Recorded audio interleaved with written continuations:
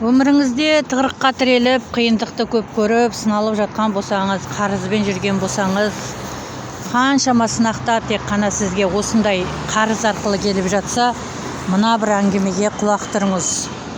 Осы бір болған оқиғаны сіздерге айтып берейін. Танысымның басынан өткен.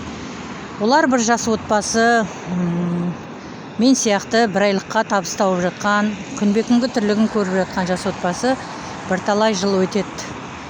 Я үй болмайды, я көлік болмайды. Содан күнде жатарда уайымдары, біз қашан көлік аламыз, біз қашан жұрт секілді зәулім үйге көшеміз, достарымыз да бәрі бар. Бізде неге жоқ, бұның сырын кімнен білеміз, қалай болады дейді. Сол кезде бір танысымен қонақтас болған кезде, бұл сұрыңның саған жауабын 90-ға келіп қалған қаланың шетінде тұратын бір қарт дана кісі берер жауабын, соған барыңдар дейді.